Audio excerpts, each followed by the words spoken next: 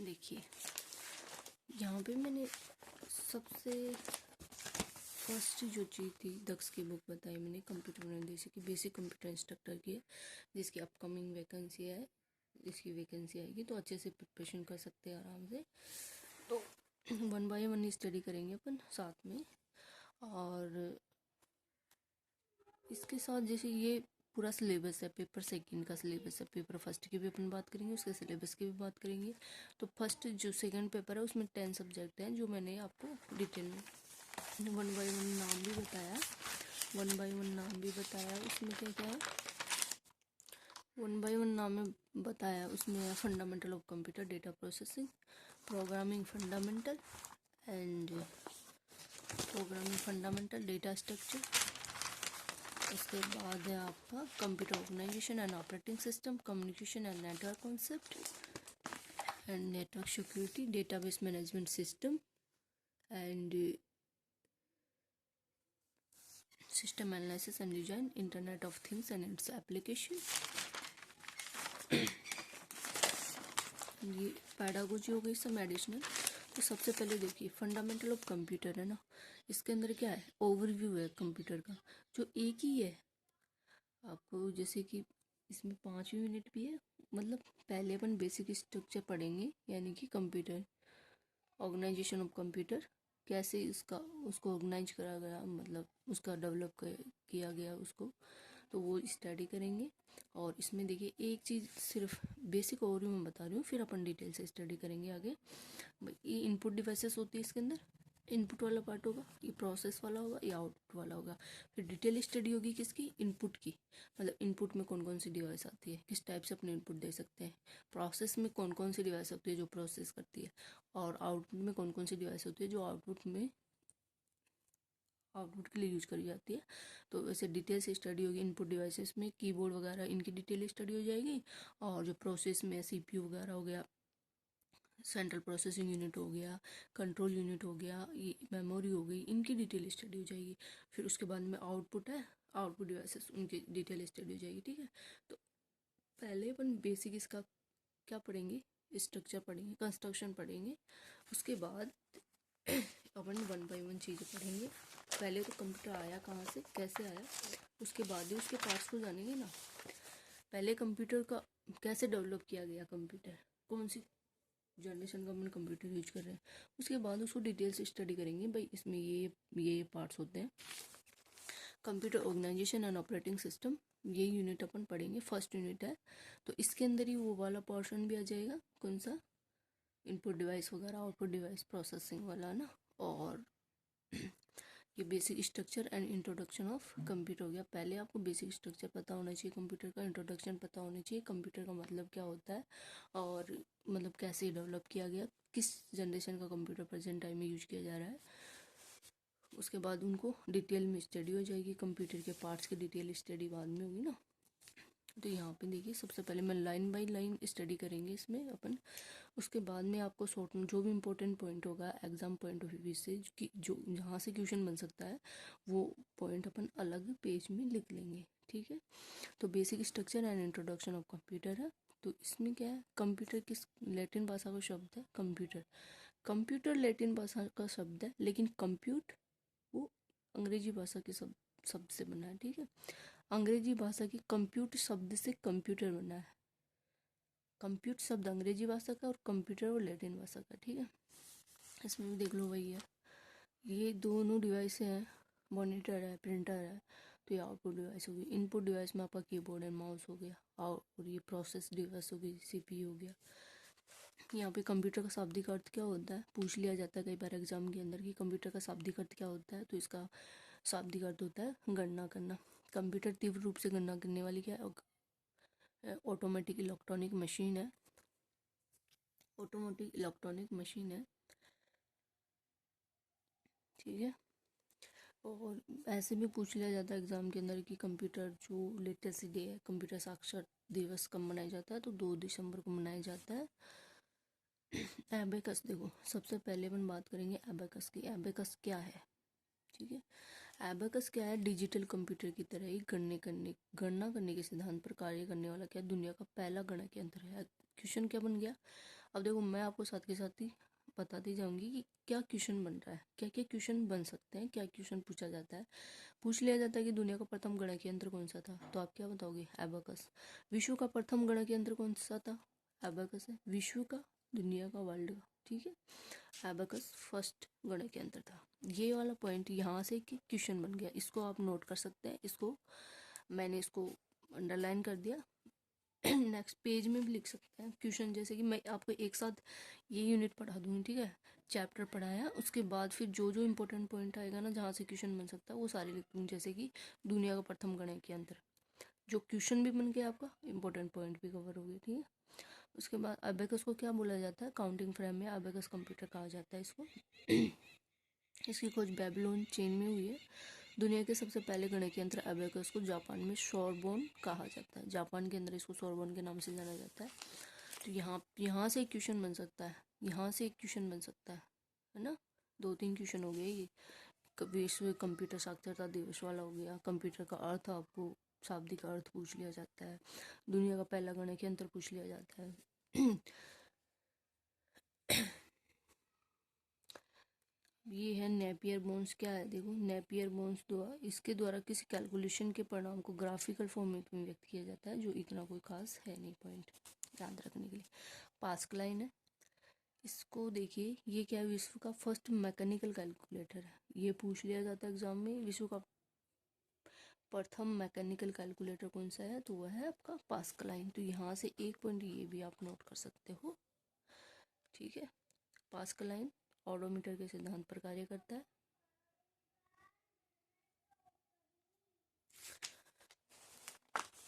देखिए यहाँ पे जी नेक्स्ट जो है, नेक्स्ट आइए, नेक्स्ट आ गया एनालिटिकल एंड डिफरेंस इंजन।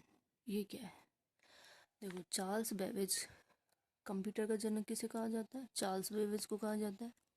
तो जो चार्ल्स बेबेज है, चार्ल्स बेबेज के द्वारा 1822 में डिफरेंस इंजन और 1833 के अंदर एनालिटिकल इंजन को बनाया गया। एनालिटिकल इंजन आधुनिक डिजिटल कंप्यूटर का पूर्वज था। चार्ल्स बेबेज को क्या कहा जाता है, फादर ऑफ कंप्यूटर। तो यहाँ से ये एक क्वेश्चन बन गया अपने पास में। मैं भी आपको basic line by line study हो रही है, फिर एक साथ जो इम्पोर्टेंट पॉइंट आ रहा है ना उनको एक साथ लिख देंगे, ठीक है। पीडीएफ में मिल जाएगा, और नोट आप खुद भी लाइव में भी नोट कर सकते हैं, क्लास से भी नोट कर सकते हैं वीडियो देख के। चार्ल्स बेबेज को फादर ऑफ कंप्यूटर कहा जाता है, कंप्यूटर का पितामह कहा जाता है, कंप्यूटर का जनक कहा जाता है, कंप्यूटर का पिता कहा जाता है। कंप्यूटर की बुनियादी संरचना का जनक कौन है, चार्ल्स बेबेज है। और founder of basic architecture of computer, ये भी पूछ लिया जाता है कि कंप्यूटर के आर्किटेक्चर का फाउंडर कौन है, किसने करी है, चार्ल्स बेबेज ने। प्रथम अंकीय कंप्यूटर के विकास में सर्वाधिक योगदान किसका रहा है, चार्ल्स बेबेज का रहा है। प्रोग्रामेबल कंप्यूटर की अवधारणा चार्ल्स बेबेज द्वारा ही दी गई है, ठीक है। टैबुलेटिंग मशीन क्या होती है, देखो ये भी क्वेश्चन पूछ लिया जाता है कि टैबुलेटिंग मशीन का आविष्कार किसने करा है। तो टैबुलेटिंग मशीन का आविष्कार करा है हरमन होलेरिथ ने। हरमन होलेरिथ ने टैबुलेटिंग मशीन का आविष्कार करा है। मार्क फर्स्ट, देखो ये क्या है, टैबुलेटिंग मशीन के एग्जांपल्स है। Mark first electrical and mechanical computer प्रकार का कंप्यूटर है मार्क फर्स्ट। ये जो मार्क फर्स्ट जो है मैकेनिकल कंप्यूटर है ना। मार्क फर्स्ट क्या है, mechanical computer. Mark first automatic sequence control calculator था। मार्क फर्स्ट क्या था, ऑटोमेटिक सीक्वेंस कंट्रोल। अब ये भी पूछ लिया जाता है कि ऑटोमेटिक सीक्वेंस कंट्रोल्ड कैलकुलेटर कौन सा था, मार्क फर्स्ट था। मार्क फर्स्ट आईबीएम के सहयोग से हार्वर्ड आइकेन द्वारा 1944 में बनाया गया था। नेक्स्ट एनईए क्या है, देखो मार्क फर्स्ट क्या हो गया आपका, कैलकुलेटर, मैकेनिकल कंप्यूटर हो गया। एनईए विश्व का फर्स्ट फुली इलेक्ट्रॉनिक कंप्यूटर है। जैसे इलेक्ट्रॉनिक, पहला इलेक्ट्रॉनिक कंप्यूटर पूछ लिया जाता है, पहला इलेक्ट्रॉनिक कंप्यूटर का एग्जाम्पल पूछ ले तो क्या बताओगे, एनईएक, जो 1946 में जेपी एकर्ट और जॉन मूचली द्वारा विकसित किया गया था। तो ये भी किसके द्वारा विकसित किया गया था, ये कम पूछा जाता है, लेकिन कब कब विकसित किया गया ये डेट पूछ लिए जाते हैं, है ना।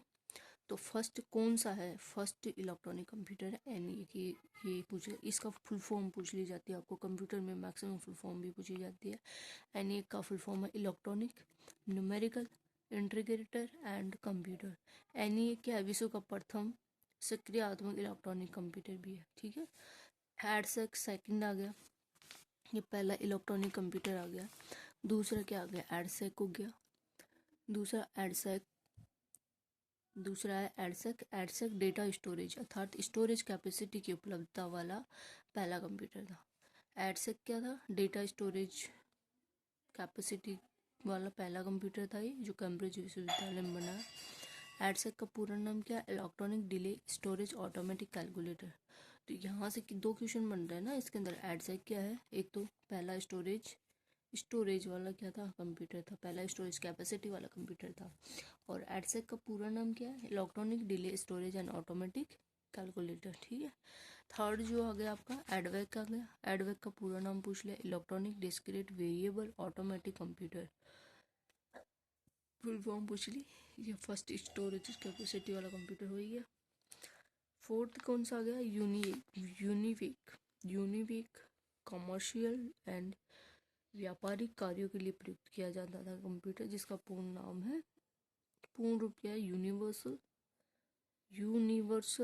देखो यूनिवर्सल यहाँ से हो गया, और एक automatic computer, universal automatic computer हो गया। विश्व का प्रथम प्रोग्रामर कौन, देखो यहाँ पे फर्स्ट प्रोग्रामर ऑफ वर्ल्ड, विश्व का प्रथम programmer, first programmer of world, lady एडा अगस्ता। एडा अगस्ता थी वो, फर्स्ट प्रोग्रामर थी विश्व की। तो ये एक क्वेश्चन बन गया अपना, है ना। लेडी अगस्ता फर्स्ट प्रोग्रामर थी विश्व की, जिसे एडा लवलेश भी कहा जाता है, एडा लवलेश भी कहा जाता है उसको। यहाँ से क्वेश्चन बन रहा है। सैद्धांतिक कंप्यूटर विज्ञान एवं कृत्रिम बुद्धि आर्टिफिशियल इंटेलिजेंस, सैद्धांतिक कंप्यूटर विज्ञान का जनक एलन ट्यूरिंग को कहा जाता है। सैद्धांतिक कंप्यूटर का जो जनक है वो एलन ट्यूरिंग को कहा जाता है। और आर्टिफिशियल इंटेलिजेंस कृत्रिम बुद्धि का जनक किसे कहा जाता है, जॉन मैकार्थी। ये आपका एक क्वेश्चन बन गया, है ना। तो आप लिख भी सकते हैं साथ के साथ में, और अगर आप नहीं लिख रहे हो आप आराम से पढ़िए, समझिए इस चीज़ को। उसके बाद में एक पेज में लिख के मैं आपको ये इम्पोर्टेंट, इस चैप्टर से ये इम्पोर्टेंट है और इसके अंदर से इतने क्वेश्चन बन सकते हैं, वो एक साथ अपन स्टडी करेंगे, ठीक है। आर्टिफिशियल इंटेलिजेंस का जनक किसे कहा जाता है, वो जॉन मैकार्थर को कहा जाता है, एलन ट्यूरिंग को। दो हैं इसके अंदर, जॉन मैकार्थर एवं एलन ट्यूरिंग को माना जाता है। अब देखिए, कंप्यूटर बना है, कोई भी चीज़, कोई भी नई चीज़ बनाई जाती है तो फर्स्ट टाइम में वो प्रॉपर रूप में नहीं बन जाती, प्रॉपर वर्क नहीं करने लग जाती। तो कुछ फर्स्ट टाइम बनाओगे तब कुछ मॉडल बन के तैयार होगा उसके अंदर, फिर आपको कुछ कमी लगेगी, सेकंड टाइम उसको इम्प्रूवमेंट किया जाएगा, थर्ड टाइम फिर उसको और इम्प्रूवमेंट किया जाता है। इस टाइप से जो जो कमियां निकलती गई उनको इम्प्रूव करके नया कंप्यूटर बनाया गया है।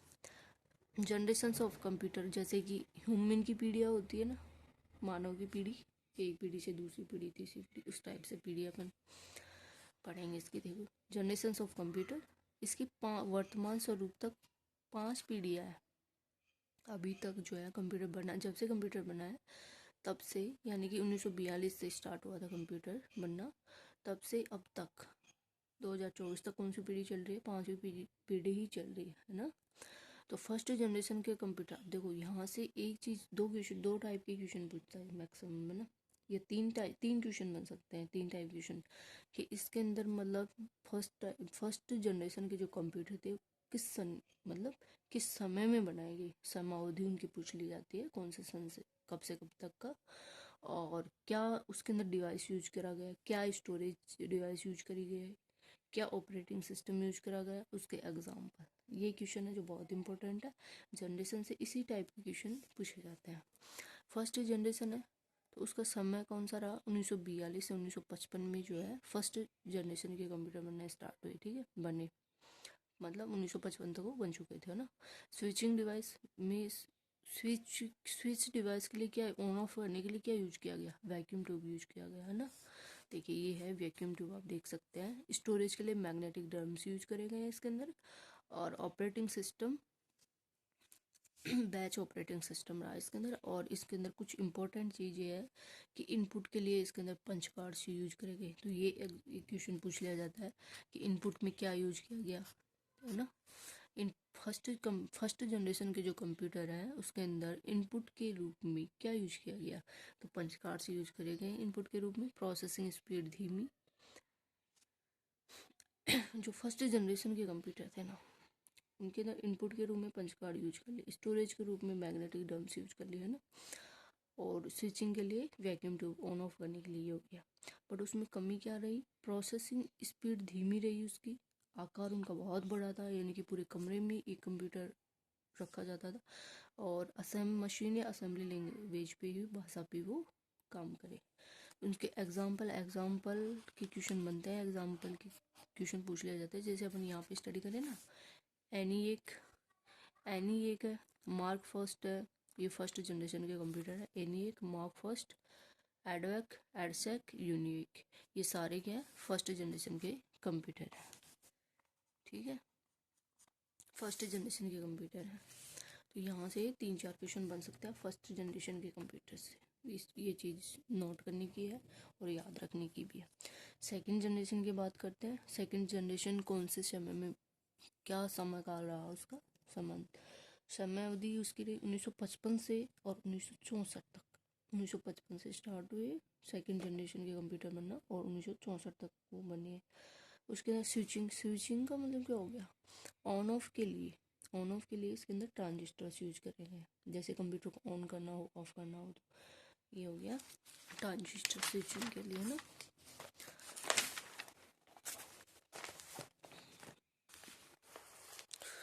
स्टोरेज के लिए क्या यूज किया गया, इसमें चुंबकीय टैप एवं चुंबकीय डिस्क यूज करी गई है। एंड ऑपरेटिंग सिस्टम के लिए मल्टी प्रोग्रामिंग। इसमें देखो इसके अंदर कौन सी भाषा यूज की गई है, सेकंड जनरेशन के जो कंप्यूटर है उनके अंदर उच्च स्तरीय भाषा यूज करी गई है, जैसे कि बेसिक, कोबाल। और इनके एग्जाम्पल हो गया, पूछ लिया जाता है। देखो 2 टाइप से क्वेश्चन बन जाता है एग्जाम्पल से। तो मतलब सेकंड जनरेशन के कंप्यूटर कौन से है, एग्जाम्पल आप बताओ। या ये भी पूछ लिया जाता है, मतलब एग्जाम्पल दे दिया जाता है और ये भी पूछ लिया जाता है कि इनमें से कौन सा सेकंड जनरेशन का है, कौन सा नहीं है। तो आपको ये चीज़ें याद रखने वाला पॉइंट है कि IBM 700 ये आपका सेकंड जनरेशन का कंप्यूटर हो गया। IBM 1400 ये हो गया आपका सेकंड जनरेशन का। IBM 1600, CDC 1600 4, CDC 300।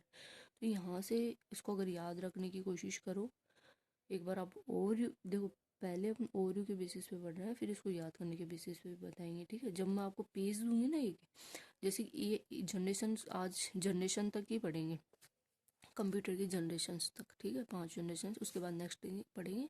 तो जो जनरेशन तक जो भी पढ़ा उसके क्वेश्चन पॉइंट एक पेज में आपको लिख दूंगी और याद करने का लॉजिक भी बता दूंगी। ठीक है, साथ के साथ, क्योंकि याद करेंगे तब याद रहेगा, तो ही अपन एग्जाम में आंसर्स दे पाएंगे। ऐसे तो पढ़ने से ही थोड़ी दे देंगे, याद भी रहना चाहिए चीज़ें।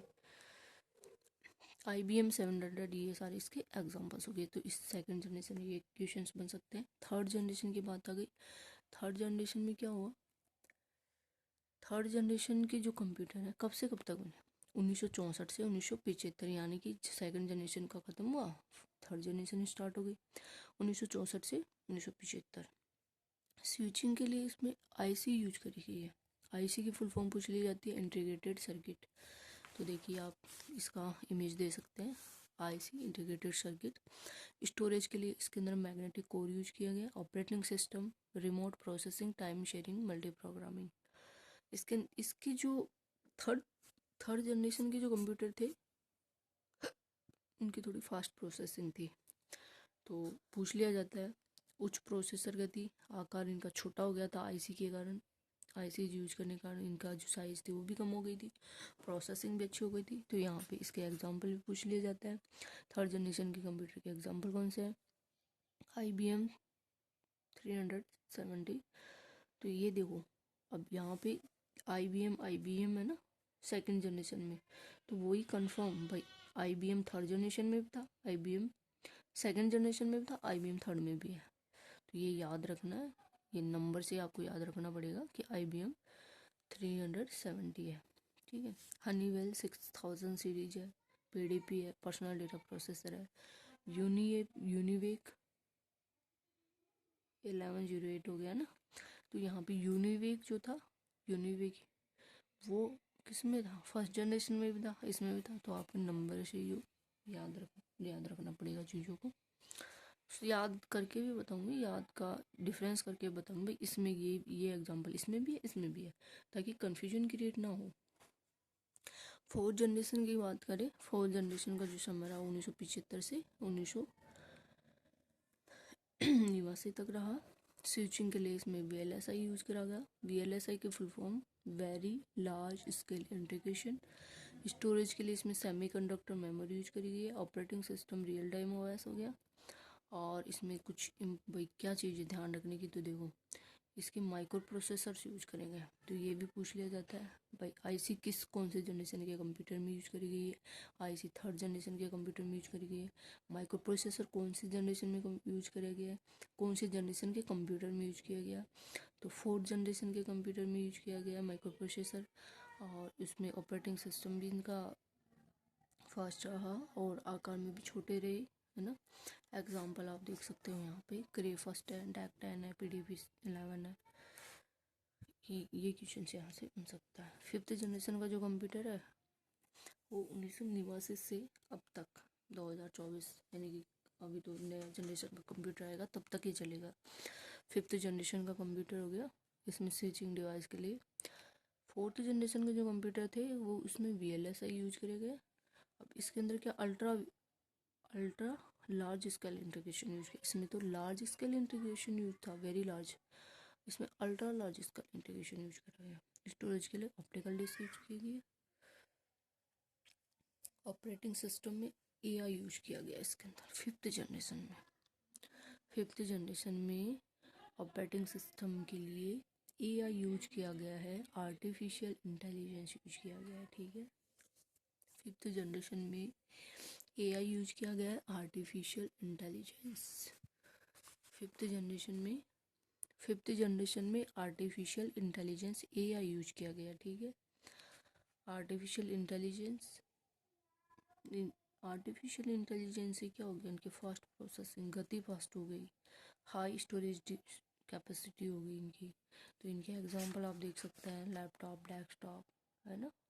ये फिफ्थ जनरेशन के कंप्यूटर्स हैं। तो अभी तक जो है 5 पीढ़ी के ही कंप्यूटर आए हैं जो प्रेजेंट टाइम में यूज करे जा रहे हैं, लैपटॉप, डेस्कटॉप वगैरह।